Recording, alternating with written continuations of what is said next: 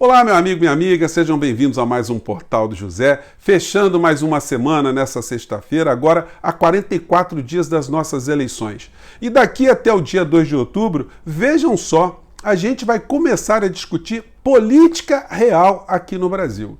Isso porque quando se tem numa democracia como a brasileira um governante que é candidato à reeleição, é natural que o tempo todo nós discutamos os problemas da sociedade, os problemas do país, as carências, o que foi de fato melhorado, o que não foi, a inserção do nosso país no mundo, os problemas que atingem países como o Brasil, enfim, tudo isso ficou jogado para baixo do tapete porque nós ficamos tão bombardeados pelas insanidades que nós não conseguimos enxergar, inclusive, o quão o povo brasileiro foi assaltado, foi vilipendiado por essa gente, por vários grupos de gangsters que assumiram o poder aqui no nosso país, tendo o presidente da República como seu representante principal, né? Mas será que ele vai ter alguma chance ainda? O que está acontecendo? Será que ele tem mais algum estoque, alguma coisa secreta para apresentar para o povo brasileiro? Será que os seus discursos que são jogados para suas bolhas transbordarão dessas bolhas e atingirão outras pessoas aqui no nosso país? Ou será que tem muita gente que está esperando o dia 2 de outubro para dar um não rotundo e arremessar o presidente da República junto com as pessoas que estão com ele para o lixo da história? Pois bem, eu vou analisar com vocês aqui os últimos acontecimentos, algumas situações paralelas também muito importantes, porque para além da eleição do presidente da República, nós temos uma outra estrutura de poder que até agora também a gente não discutiu e que eu vou levantar aqui para o nosso papo de hoje, no nosso papo de hoje. Mas antes de mais nada, se você está chegando agora no nosso portal, convido você a se inscrever. Você que é muito bem-vindo, conheça os nossos outros vídeos. Se você gostar, compartilhe. Essa é uma forma de você participar politicamente nos debates aqui do nosso país. E mande seus comentários para cá, dê o seu joinha e participe dos nossos chats que eu sempre abro aqui entre 5 horas, 5 e meia, antes de entrarmos no ar, tá bom? Vamos seguir em frente. Gente, o presidente da República, ele perdeu qualquer tipo de discurso agora para além da sua bolha. Estava muito confortável ali quando ele está no cercadinho, no chiqueirinho, quando ele pega ali e fala nas suas lives, quando ele vai para esses encontros e fala nas motociatas, fala dentro de templos evangélicos, enfim. Situação muito confortável, né? Mas o Brasil não é só isso. O Brasil não é só motociata, não é só cercadinho, não é só live, nem templo evangélico, apesar de serem espaços politicamente muito importantes. Mas o que é que está acontecendo? Vamos pegar aqui primeiro a constatação do isolamento do presidente da República, porque os discursos dele, do pânico moral, o pânico vermelho, o medo, não vão funcionar mais e já não estão funcionando. A gente vê esse tipo de editorial aqui que concentra o Grupo Globo e o Grupo Folha, né? Eles atestam aqui aquilo que a gente já sabe. Bolsonaro está acuado após manifestações democráticas. E uma dessas manifestações foi justamente a posse do ministro Alexandre de Moraes, agora nessa semana agora que nós vimos o presidente da República ficar absolutamente ali encurralado também, né? Ele não tinha nenhuma autoridade, não tinha nenhum personagem ali que se identificasse com os propósitos contra a democracia que o presidente brasileiro tem defendido ao longo desse tempo todo. Mas ele vai ter que enfrentar debates agora, né, gente? Como eu disse para vocês, já em outras ocasiões, o atentado não vai, que ele passou em 2018, certamente não vai se repetir para ele ter algum tipo de artimanha para não enfrentar os debates. Ele vai ter que ser questionado, ele vai ter que apresentar alguma coisa do que ele fez e justificar as coisas que ele também deixou de fazer. Muitos dos truques que estão sendo usados agora, inclusive com dinheiro público, através de um projeto de emenda constitucional que jogou rios de dinheiro para vários segmentos para compra de votos, estão demonstrando, a gente está vendo agora que eles estão sendo insuficientes. Tem uma coluna hoje no UOL, deixa eu colocar aqui, gente, aqui. A coluna aqui do José Paulo Kuffer. Aí ele faz essa indagação, né? Por que a compra de votos por Bolsonaro não está funcionando? Porque eles estavam fazendo a matemática que o povo não tem memória, né?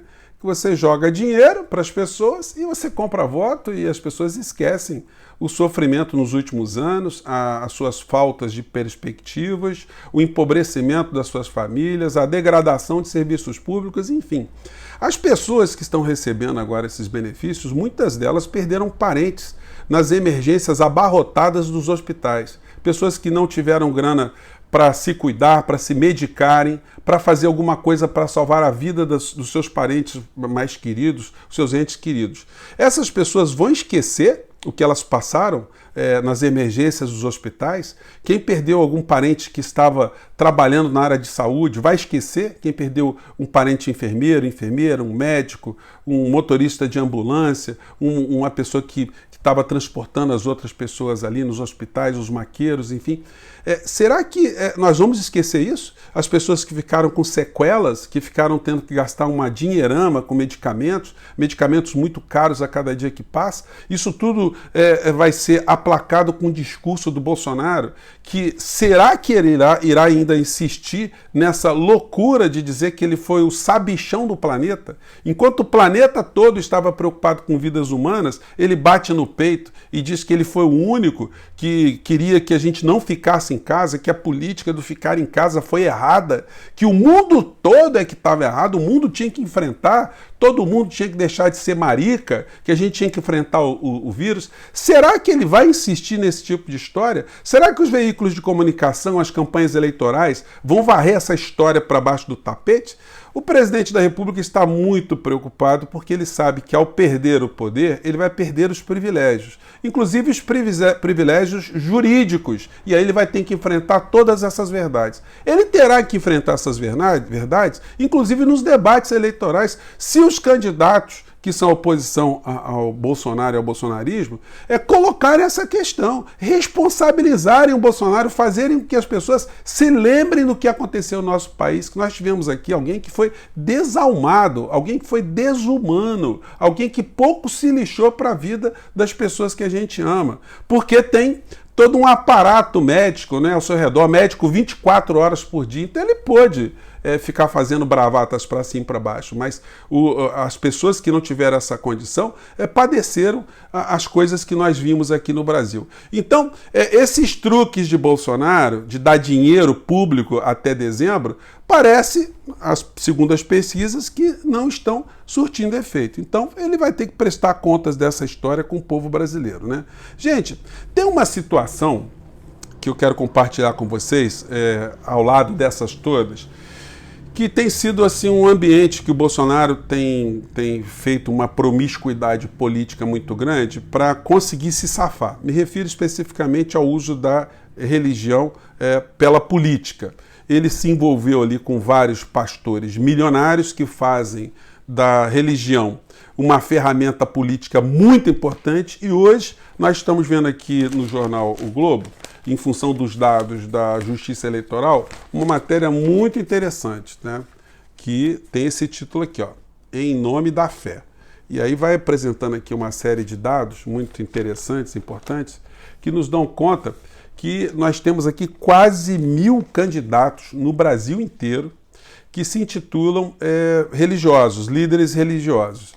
A matéria diz: puxadas por pastores, candidaturas de religiosos batem recorde na eleição. Gente, é um negócio assustador. Porque, não se enganem, a maior parte desses religiosos, ou que se intitulam religiosos, que estão entrando para a política, não pensem vocês que essa gente toda, eles querem justiça social, igualdade, direitos humanos, uma sociedade mais justa, mais fraterna. Não. A maior parte, vamos falar no português claro, quer dinheiro, quer poder. Porque na hora do voto, eles todos votam, como a gente viu nas votações ao longo desses 4 anos, sempre a favor do dinheiro, do grande capital, dos grandes grupos econômicos. Não fosse assim, a gente não teria a reforma da Previdência. A reforma da Previdência beneficiou qual brasileiro? Que brasileiro ficou beneficiado com a reforma da Previdência? A reforma trabalhista beneficiou qual brasileiro? A venda da Eletrobras beneficiou qual brasileiro? A política de preços da Petrobras está beneficiando qual brasileiro? Os grupos que se intitulam evangélicos, dos pastores Marcos Felicianos da vida, o Tony de Paulo, todos eles votam a favor do grande capital contra os interesses do povo brasileiro. porque se eles tivessem alguma influência para, de fato, implementar algum tipo de pensamento cristão no nosso dia a dia, nós teríamos algum tipo de melhoria e nós, infelizmente, não estamos tendo. Então, esse tipo de situação que está se avizinhando aqui no Brasil é o aprofundamento de uma situação muito preocupante dessa promiscuidade de igreja ou de igrejas com a política. Mas isso, infelizmente, não é um fenômeno só do Brasil, tá? Eu coletei aqui alguns dados, gente, algumas informações, alguns canais de pessoas que eu já segui há um tempo, né? Que também analisam esse fenômeno, não só no Brasil, mas na América Latina. Eu vou colocar aqui para vocês, o áudio não vai dar para pegar muito bem, tá tudo em espanhol, né? Mas só para vocês pegarem aqui, eu acho que algumas expressões dá para a gente compreender facilmente, as imagens vão falar por si só. Vamos ver o que ele diz aqui. En toda América, el apoyo del movimiento evangélico se ha convertido en un factor decisivo en las carreras electorales. Y en ocasiones... Ele está falando, o Javier Risco, né, que a influência religiosa está tendo uma potência muito grande nos países da América Latina. E aqui passou a imagem de López Obrador, presidente mexicano, que é considerado de esquerda, e que também se aproximou de igrejas, né, para justamente conseguir chegar até o poder. E chegou, né? Este apoyo se traduce en bloqueos a políticas de matrimonio igualitario y derechos reproductivos de la mujer en la región. Así es como las iglesias evangélicas mudaron su discurso de los templos a los congresos. E ele salienta aqui que normalmente as pautas que fazem essas pessoas terem apoio popular ou conseguirem se eleger são sempre pautas morais, né? Contra o casamento entre pessoas do mesmo sexo, contra o aborto, enfim, as pautas sempre girando ali na proteção da família, sempre invocando alguma coisa relacionada a Deus. E aí a matéria vai mostrando aqui vários candidatos que se elegeram com apoio desses grupos evangélicos na América Latina. Aqui está o López Obrador, no centro aqui, a imagem também distorcida, mas um pastor ali colocando a mão na cabeça dele, e a gente vai vendo vários outros personagens. O López Obrador, presidente do México, a gente vai vendo aqui em países da América Central, a gente teve situações como essa aqui, ó, vamos colocar aqui. La complementación entre un hombre y una mujer. Tem uma situação, gente, que é muito... cantores, pastores que disputaram a eleição na Nicarágua, El Salvador, e uma situação muito curiosa aqui, que é desse candidato aqui, deixa eu ver aqui, esse aqui que era um humorista evangélico e que se elegeu também na América Central. Vamos ver aqui. Sí lograron su cometido y llegaron a la presidencia. ¿Cómo están en negritas lindas? Sí, este es el presidente de Guatemala cuando era... Seu atual presidente da Guatemala, humorista evangélico, né, que chegou até o poder, enfim, fazendo essa mistura toda. A gente vê aqui vários programas que fazem análise disso aí, e aqui na Argentina nós estamos tendo também um aumento muito grande de igrejas neopentecostais que também estão tendo uma influência política muito grande. Essa matéria aqui do PPT.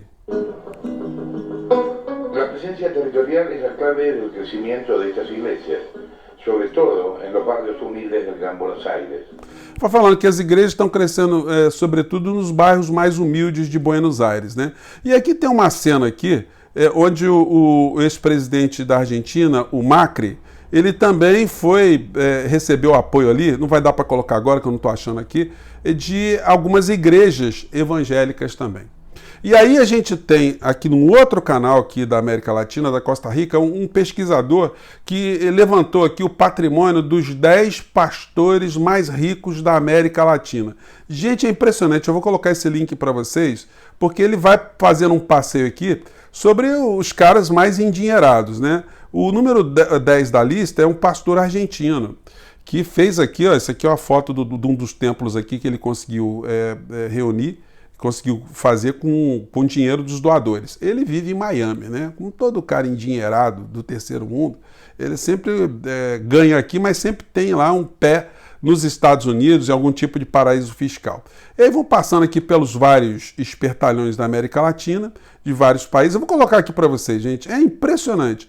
Aí vai chegando aqui templos no México, na Colômbia, Costa Rica, Nicarágua, Argentina, enfim, vários pastores, e aí os mais endinheirados, essa aqui é colombiana, e aí aqui o pastor Hernandes, né, que na matéria aqui se menciona que ele foi apanhado nos Estados Unidos com muita grana escondida em Bíblia, né, e ficou preso lá 5 meses numa cadeia, ele e a esposa dele, e depois mais 5 meses em prisão domiciliar, né, 10 meses. Mas hoje ele é apoiador de Bolsonaro, e aí a gente vai vendo aqui vários pastores, o R.R. Soares, o Malafaia, enfim, vários seres, aqui o Valdemiro Santiago, dissidente do Bispo Macedo, até chegar o mais rico de todos aqui, o Bispo Edir Macedo aqui, enfim, na matéria aqui, né.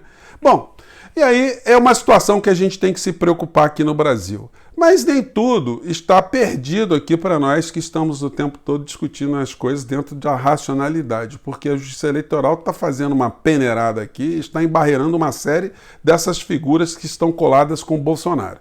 A gente viu aqui, por exemplo, Roberto Jefferson, nessa matéria, ministro do TSE, suspende repasse de verbas públicas para a candidatura de Roberto Jefferson, um bolsonarista que vai entrar pelo cano. Outro, o Gabriel Monteiro, acusado de estupros, deputado federal, está conseguindo o registro dele pelo PL, mas a candidatura dele está sob júdice. E mais, né? É o partido do presidente da República que está ali colocando um candidato a deputado federal acusado de praticar crimes contra crianças e adolescentes no campo da sexualidade, né? Essa figura vai receber votos dos conservadores bolsonaristas? Pois bem, é a questão, né? O Fux, presidente, quer dizer, ministro do Supremo Tribunal Federal, detonou a campanha agora de Eduardo Cunha, tornando-o inelegível, mais um bolsonarista que está entrando pelo cano. E o Daniel Silveira, Ministério Público Eleitoral, aciona a justiça para barrar a candidatura de Daniel Silveira. Então, como nós estamos vendo, a vida para o Bolsonaro, dos grupos que estão ao seu redor, de muitos espertalhões, não anda muito fácil, não. E na medida que nós temos esse tipo de espaço aqui para alertar as pessoas de todo tipo de vigarista que no final da história vota sempre a favor do grande capital, do grande interesse econômico, quanto mais a gente puder fazer isso, mais estaremos dando uma contribuição para uma melhor elucidação política aqui no nosso país. Os candidatos majoritários à presidência da República, eles vão já começar a entrar aqui nos questionamentos, nos debates. Isso vai fazer com que a gente melhore o nosso nível de compreensão de quem de fato está defendendo o povo brasileiro e quem de fato defende os grandes grupos que eu acabei de me referir, né? Gente, eu vou ficando por aqui. Um grande abraço, mais uma vez, obrigado por vocês estarem aqui no nosso portal e até o nosso próximo encontro. Tchau!